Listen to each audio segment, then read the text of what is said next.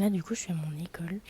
J'ai rendez-vous avec une personne avec qui je dois parler de mon alternance. C'est un peu la galère pour trouver et qu'en fait, l'école, je crois qu'elle change de direction. Et donc, je crois qu'il y a de nouvelles choses qui sont mises en place. En tout cas, voilà, on va un petit peu parler de mon alternance avec cette personne. J'espère que ça va bien se passer. Ça va être à moi, là, dans 5 minutes. Les trucs que je vous ai montrés, c'est des trucs qui sont dans l'entrée, en fait, de l'école. Et je trouve ça trop cool parce qu'ils changent souvent les projets. Et là, les trucs qu'on a vus, donc c'est du design d'objets. Je trouve ça magnifique. Moi, j'adore le design d'objets, même si c'est pas ce que je fais. Je trouve que c'est trop cool d'étudier ça. Je rentre à la maison et je vous explique tout. Coucou, bon, je suis rentrée à la maison. Je vais me poser 2 secondes et je vais vous faire un petit update genre de mon rendez-vous à l'école. Ok, du coup, je suis trop contente d'avoir mis ce petit meuble ici. Comme ça, c'est cool pour se parler. Il y a des trucs qui changent un peu dans mon école, qui sont mis en place. Et il y a un nouveau poste qui a été créé.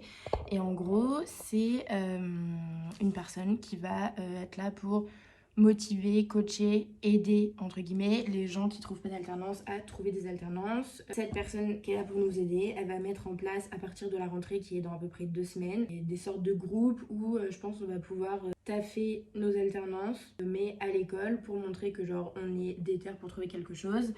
Et en gros, de ce que j'ai compris, plus tu montres que t'es déterminé, plus tu montres que t'es investi, plus tu peux prouver entre guillemets tes recherches, plus l'école va être indulgent avec toi si jamais tu trouves vraiment pas quelque chose, même si normalement, comme elle l'a dit, il est tard, mais il est encore tôt. Genre dans le sens où, imaginons je suis dans une entreprise, mon entreprise coup de cœur me rappelle, bah du coup je vais aller dans mon entreprise coup de cœur, du coup je vais laisser ma place. Elle va grave chercher à me rassurer, ouais parce que en fait je vous l'ai pas trop dit, la dernière fois j'ai fait la vidéo et tout, mais je suis grave en stress de pas trouver quelque chose.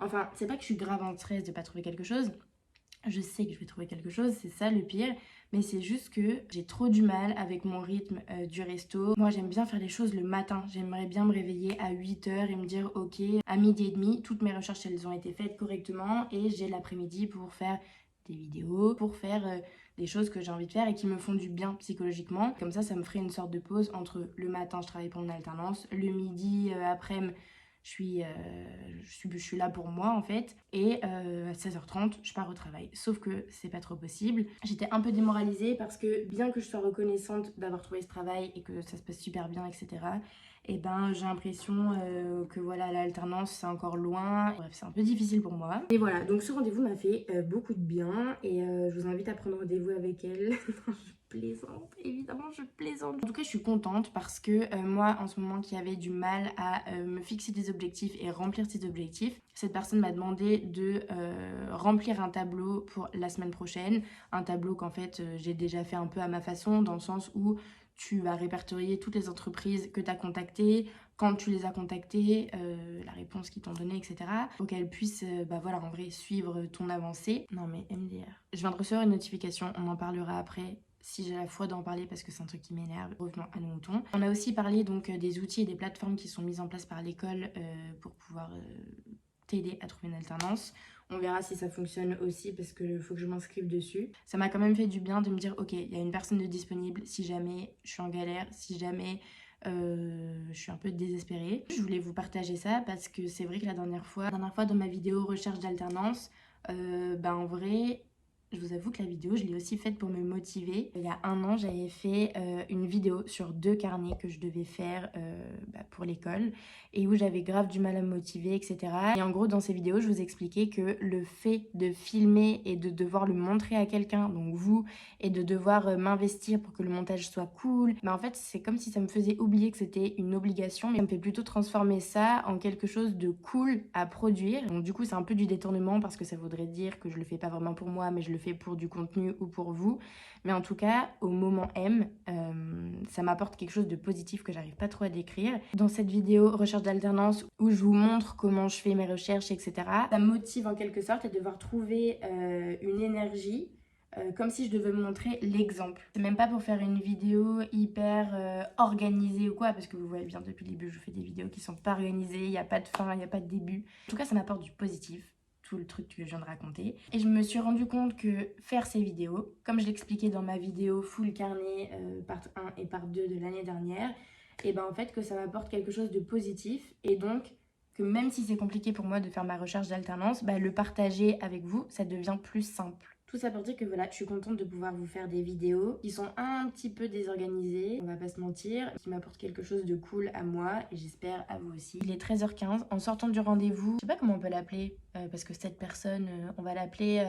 Je suis allée regarder dans ma bibliothèque s'il y avait un prénom de femme que j'aimais bien et j'ai vu Christelle, donc on va l'appeler Christelle, écoutez. Donc en gros là je dois envoyer à Christelle mon CV, mon portfolio pour qu'elle puisse me dire un petit peu ce qu'elle en pense. J'ai envie de reprendre rendez-vous avec elle pour la semaine prochaine pour pouvoir bien rédiger, vous savez, le mail d'accroche qu'on envoie aux entreprises. Je trouve que quand tu joins une lettre de motivation en plus, c'est compliqué de pouvoir rédiger quelque chose de court, précis, sans être une lettre de motivation. Ça donne quand même envie de regarder ton book, ton CV et ta lettre de motivation. Faut que je m'inscrive sur les 2 plateformes dont elle m'a parlé. Et oui, attendez, un truc de ouf, je ne savais pas, parce que elle, du coup, elle m'a dit un truc sur LinkedIn. En vrai, ça se trouve, vous le savez. En fait, elle m'a expliqué que dans la bio, il fallait mettre un maximum de trucs, parce que vous savez, souvent, tu as ta bio à remplir et tu as tes compétences que tu mets en avant. Elle m'a expliqué que quand une entreprise recherche donc des profils, elle va marquer des mots-clés. Si moi, par exemple, ils mettent un mot-clé qui apparaît dans ma bio va sortir.